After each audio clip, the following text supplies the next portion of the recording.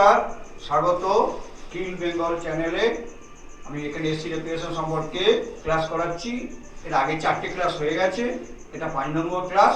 আজকে আমি পড়াবো ইভাপোরেটর বা কুলিং কয়েল সম্পর্কে। চলো তাহলে আজকে ক্লাস শুরু করা যাক। তাহলে আজ আমরা কুলিং কয়েল সম্পর্কে ক্লাস করাচ্ছি। Cooling coil is the important parts of refrigeration system. আগে যে 4টে পার্টসের নাম আমি তোমাদের বলেছিলাম, compressor, condenser, expansion valve, cooling coil. আমি কম্প্রেসার, কন্ডেন্সার, এক্সপানশন সম্পর্কে পড়ানো হয়ে গেছে। আজকে আমি শুরু করছি কুলিং কয়েল সম্পর্কে। Cooling coil is important component of refrigeration system. Cooling কয়েলে কি হচ্ছে কাজ না, কুলিং কয়েলের মধ্যে যে এক্সপানশন ভালভ গ্যাসের প্রেসারটাকে লো করে দিয়ে লো প্রেসার লো টেম্পারেচার লিকুইড গ্যাস কুলিং কয়েলের মধ্যে যাচ্ছে। কুলিং কয়েল তখন কুলিং কয়েলটা কোথায় থাকে না, কুলিং কয়েলটা ঘরের মধ্যে থাকে। রুম এসি হলে রুমের মধ্যে থাকবে, আর যদি এটা রেফ্রিজারেটর বা ডিপ ফ্রিজ এগুলো থাকে তাহলে ক্যাবিনেটের মধ্যে কুলিং কয়েলটা থাকে। তাহলে কুলিং কয়েল কি করবে না, ঘরের হিটটাকে অ্যাবজর্ব করবে। কুলিং কয়েল ঘরের ল্যাটেন্ট হিটটাকে অ্যাবজর্ব করবে, করে ঘরের মধ্যে ঠান্ডা হাওয়া, একটা ফ্যানের সাহায্যে ঠান্ডা হাওয়া ঘরের মধ্যে বা ক্যাবিনেটের মধ্যে ফেলা হবে, আর ঘরের হিটটা বা ক্যাবিনেটের হিটটাকে অ্যাবজর্ব করে গ্যাসটা লো প্রেসার লো টেম্পারেচার ভেপার গ্যাসে পরিণত হবে এবং সেইটা হয়ে যাবে, চলে যাবে কম্প্রেসার। তাহলে কম্প্রেসারের গ্যাসটা কি যাচ্ছে, লো প্রেসার লো টেম্পারেচার ভেপার গ্যাস স্যাকিং বা এটা কম্প্রেসারে ফিরে যাচ্ছে। এইটাই হচ্ছে কুলিং কয়েলের কাজ, মানে ফাংশন অফ কুলিং কয়েল। এবার কুলিং কয়েল কত রকমের কুলিং কয়েল আছে? How many type of cooling coil? How many type of cooling coil?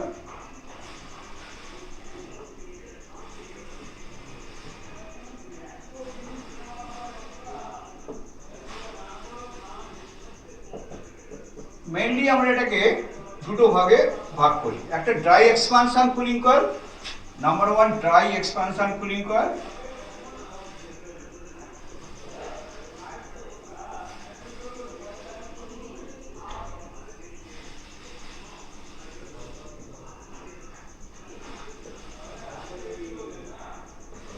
আর একটা হচ্ছে flooded type cooling coil, flooded type cooling coil.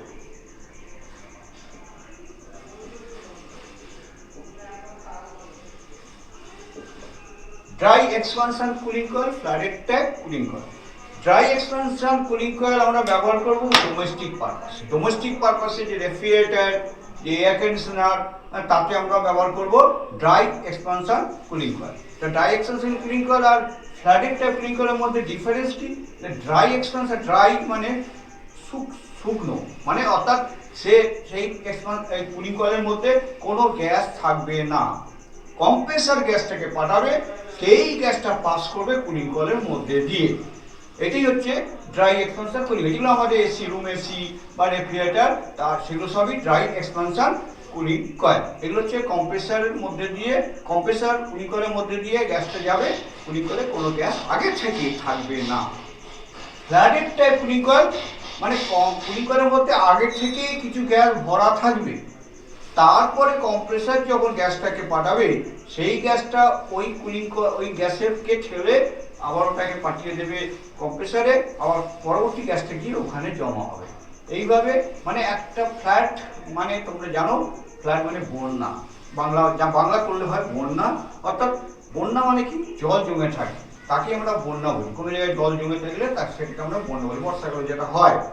এখানে কি হচ্ছে না, একটা গ্যাস সবসময় কুলিং কয়েলের মধ্যে জমে থাকছে এবং পরবর্তী যে গ্যাসটা কম্প্রেসার থেকে এসে কন্ডেন্সার হয়ে এক্সপানশন ভালভ হয়ে কুলিং কয়েলে আসছে, সেই গ্যাসটা ওই গ্যাসকে ঠেলছে এবং ওই গ্যাসটা তখন কম্প্রেসারে ফিরে যাচ্ছে, পরবর্তী গ্যাস ওই জায়গাটায় নিয়ে নিচ্ছে। তার মানে একটা গ্যাস সবসময় কুলিং কয়েলের মধ্যে আছে, সেই রকম কুলিং কয়েলকে বলি ফ্লাডেড টাইপ কুলিং কয়েল। তবে এই ফ্লাডেড টাইপ কুলিং কয়েলটা কোনো ডোমেস্টিক পারপাস ইউজ করা হয় না, এবং ইন্ডাস্ট্রিতে এই কুলিং কয়েল ব্যবহার করা হয়। ডোমেস্টিক পারপাসে ব্যবহার করা হয় ড্রাই এক্সপানশন কুলিং কয়েল।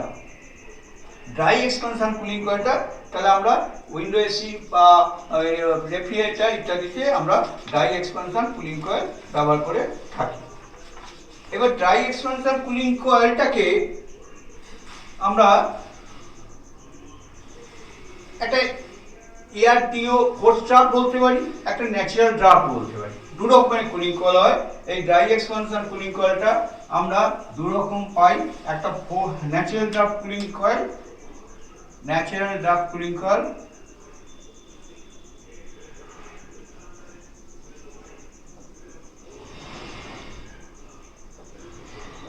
আর দু নম্বর হচ্ছে force draft cooling coil, force draft cooling coil.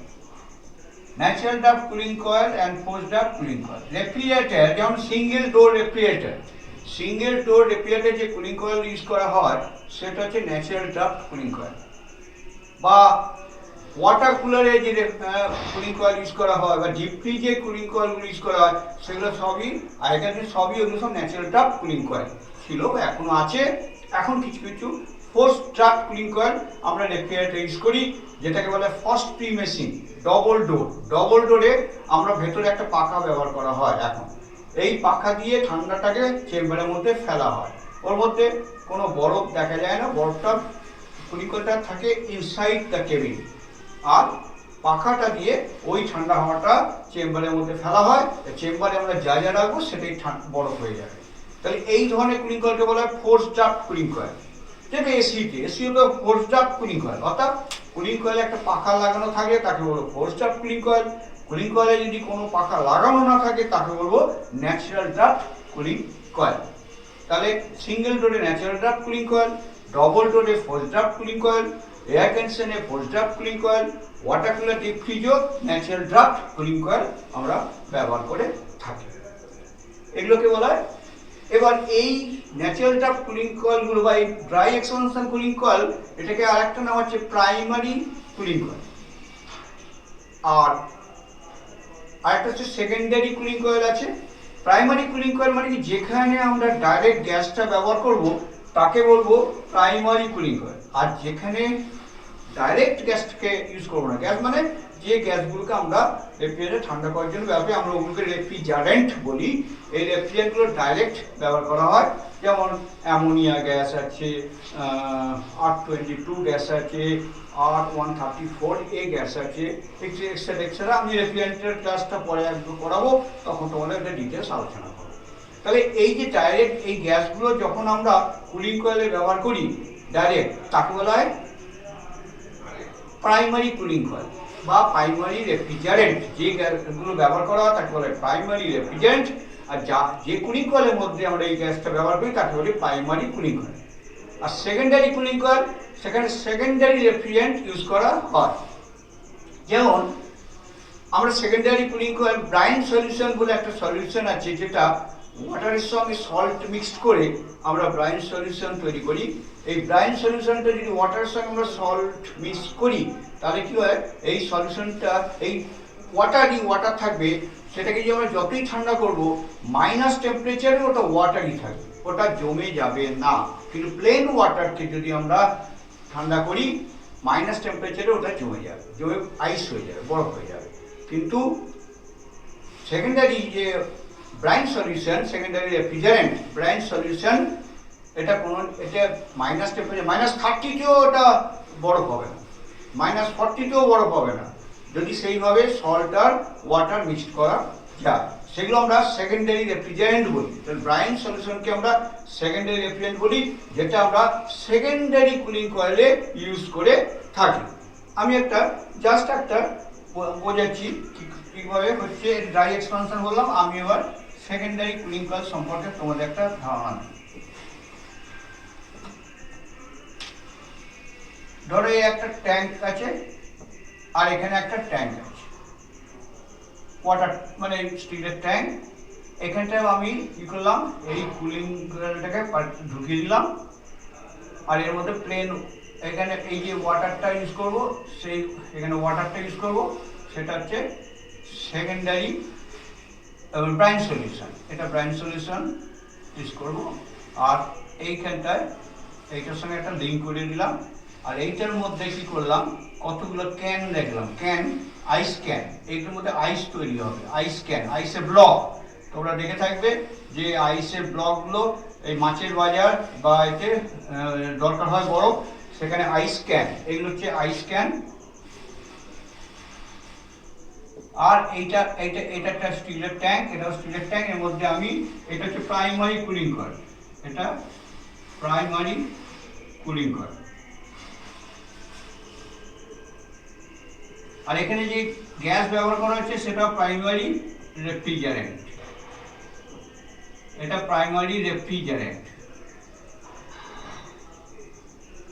আর এটা এই যে এখানে যে এটা ইউজ করে, এই যে ওয়াটার, এখানে ওয়াটার, এটা কিন্তু সেকেন্ডারি রেফ্রিজারেন্ট। আর এটা হচ্ছে secondary cooling coil, secondary refrigerant. আর এটা হচ্ছে সেকেন্ডারি কুলিং কয়েল, এটা হচ্ছে সেকেন্ডারি কুলিং কয়েল। তাহলে এখানে একটা পাম্প লাগানো হবে, এখানে তো একটা পাম্প লাগানো হলো, হ্যাঁ, একটা পাম্প লাগিয়ে দেওয়া হলো। এবার পাম্প কি করবে, এখান থেকে এই সেকেন্ডারি কুলিং কয়েলটাকে, এইটা সেকেন্ডারি কুলিং, সেকেন্ডারি রেফ্রিজারেন্ট বা ব্রাইন সলিউশন, এটা বলতে আমি কি বলেছি না, ব্রাইন সলিউশন। এই ব্রাইন সলিউশনটাকে কি করবে না, প্রাইমারি কুলিং কয়েল ঠান্ডা করবে। প্রাইমারি কুলিং কয়েল যখন ঠান্ডা করবে, সেটা -30 হতে পারে, 30 ডিগ্রি সেন্টিগ্রেড হতে পারে, বা আরও অ্যাবভ হতে পারে। তাহলে এই 30 ডিগ্রি সেন্টিগ্রেডে এটাকে ঠান্ডা করবে, কিন্তু ওয়াটারই থাকবে, যেহেতু আমি ওটাকে সল্ট মিক্স করেছি। এটা গিয়ে তখন এবার সেকেন্ডারি কুলিং কয়েলের মধ্যে এই ওয়াটারটা, এই এই ব্রাইন সলিউশনটা গিয়ে পড়বে। এর মধ্যে কতগুলো ক্যান আছে, মানে বক্স আছে, তার মধ্যে আমরা কি রাখবো না, প্লেন ওয়াটার রাখবো। তার মধ্যে আমরা কি রাখবো, প্লেন ওয়াটার রাখবো। এটা ধরো প্লেন ওয়াটার রেখেছি, হ্যাঁ, এগুলো প্লেন ওয়াটার রেখেছি। তা প্লেন ওয়াটার আমি এক্ষুনি বললাম যে মাইনাস টেম্পারেচারে আইস হয়ে যায়, তাহলে প্লেন ওয়াটারটা পুরো আইস হয়ে যাবে, গিয়ে এখানে আইসে ব্লক তৈরি হয়ে যাবে।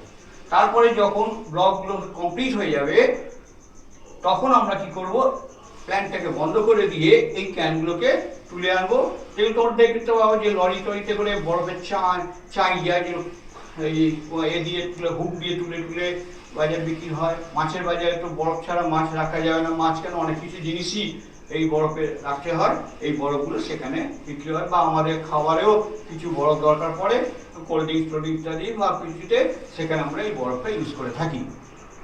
তাহলে এই বরফটা কি করে তৈরি হচ্ছে, এখানে আমি একটা দেখালাম, কিন্তু এটা একটা আইস প্ল্যান্টের ফিগার ড্র করে ফেললাম।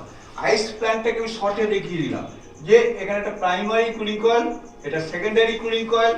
এখানে ব্রাইন সলিউশনটাকে কিভাবে ঠান্ডা করছে মাইনাস টেম্পারেচারে, -30 ডিগ্রি বা -35-40 ডিগ্রি, তো এটা সলিউশনটা কি থাকবে, ওয়াটারই থাকবে, এটা আইস হবে না। সেই মাইনাস টেম্পারেচার, এটাকে ঠান্ডা করলে বরফ হতে গেলে আমি জানি 0 ডিগ্রি সেন্টিগ্রেড লাগে। এই বরফগুলো ধরো -20, -30 ডিগ্রিও হতে পারে, যেহেতু এই বরফের চাইগুলো তৈরি হয়ে যাচ্ছে, এবং সেইগুলো এই আইস ক্যানের মধ্যে প্লেন ওয়াটারটাকে ঠান্ডা করে বরফ হবে, আর ব্রাইন সলিউশনটা ভিজে বরফ হবে না। এইটা তাহলে এটা হচ্ছে সেকেন্ডারি কুলিং কয়েল সম্পর্কে আমি একটা এখানে ধারণা দিলাম। এই সেকেন্ডারি কুলিং কয়েল দিয়ে আমরা এসি প্ল্যান্টও করতে পারি, সেটার নাম বলে চিলিং প্ল্যান্ট, হ্যাঁ, সেটা বলে চিলিং প্ল্যান্ট। চিলিং প্ল্যান্টে সেখানেও এসি কাজও ব্যবহার করা হয়, অর্থাৎ জলটাকে ঠান্ডা করে সেই চিল্ড ওয়াটারটাকে আমরা পাইপের দিয়ে আমরা এতে পাঠাতে পারি, সেকেন্ডারি কুলিং কয়েলে পাঠাতে পারি। সেকেন্ডারি কুলিং কয়েল মানে প্রত্যেকটার ধরো 10টা রুম আছে, আমি 10টা রুমের জন্য 10টা এয়ার কন্ডিশন প্ল্যান্ট তো বসাতে পারবো না। আমি একটা প্ল্যান্ট বসালাম, সেখানে একটা কন্ডেন্সার, একটা কম্প্রেসর বড় বড়, সে 50 টন হতে পারে, 20 টন হতে পারে, 30 টন হতে পারে, একটা condenser coil, expansion valve, cooling coil বসালাম, এবং সেইগুলো থেকে ঠান্ডা করে চিল্ড ওয়াটার তৈরি করবে। সেই চিল্ড ওয়াটারকে আমরা সেকেন্ডারি কুলিং কয়েলের মাধ্যমে প্রত্যেকটা রুমে একটা করে সেকেন্ডারি কুলিং কয়েল লাগিয়ে দিলাম, মানে একটা এসি ওই ইনডোর লাগিয়ে দিলাম, তার মধ্যে দিয়ে ওই ঠান্ডা জলটা পাস হবে, আর ওখানে একটা ফ্যান দেওয়া থাকবে, সেই ফ্যানটা ওই পাইপের মধ্যে দিয়ে ঠান্ডা জলটা পাস হবে, আর তার ফ্যান দিয়ে ওই ঠান্ডা হাওয়াটা ঘরের মধ্যে ফেলবে। তাহলে এটাকে বলা হয় চিলার। আমরা অনেকে বলি চিলার, চিলার আর কিছুই নয়, এটা একটা চিলিং প্ল্যান্ট, যেটাকে ওয়াটারটাকে ঠান্ডা করে বা এয়ারটাকেও ঠান্ডা করে বিভিন্ন রুমে আমরা সেইভাবে পাঠাতে পারি। এইটা হচ্ছে সবই হচ্ছে, এগুলো সব বলে সেকেন্ডারি কুলিং কয়েল, এগুলো সব সেকেন্ডারি কুলিং, যেগুলো বিভিন্ন একটাই মেন কুলিং কয়েল যেটাকে ঠান্ডা করছে আমরা গ্যাস দিয়ে, আর বাকিগুলো ঠান্ডা করছি এয়ার বা ওয়াটার দিয়ে। একে চিলিং প্ল্যান্টও বলে বা চিলারও বলে থাকে। তাহলে এই হচ্ছে আমার সেকেন্ডারি এই কুলিং কয়েল সম্পর্কে তোমাদের একটা ধারণা করলাম, যে কুলিং কয়েলের কাজ কি বোঝালাম, কুলিং কয়েল কী করে কাজ করে, কুলিং কয়েলের মধ্যে গ্যাসটা কীভাবে করছে, এবং প্রাইমারি কুলিং কয়েল কাকে বলে, সেকেন্ডারি কুলিং কয়েল কি, সেই সম্পর্কে তোমাদের একটা ফিগার ড্র করে দিয়েছি। আর ফ্ল্যাটেড টাইপ কুলিং কয়েল যেটা, সেটা তোমাদের এখানে আর পিকচারটা ড্র করছি না, সময় ভিডিওটা অনেক বেড়ে যাবে, তাই জন্য সেগুলো তোমাদের লিঙ্কে বিভিন্ন রকম কুলিং কয়েলের ফিগার তোমাদের দিয়ে দেওয়া হবে। তোমরা এইভাবে দেখতে থাকো। যদি আমার এই ভিডিওটা তোমাদের ভালো লেগে থাকে তোমরা লাইক বা সাবস্ক্রাইব করবে, এবং পরবর্তী সব ভিডিওগুলো তোমরা আগের ভিডিওগুলো সব দেখবে, তাহলে অনেক কিছু জানতে পারবে। আবার এখন ভিডিও এবং পরের ভিডিওগুলো তোমরা দেখতে পাবে। নমস্কার, আমি তাহলে আজকের মতো আমার এই ভিডিওটা শেষ করছি।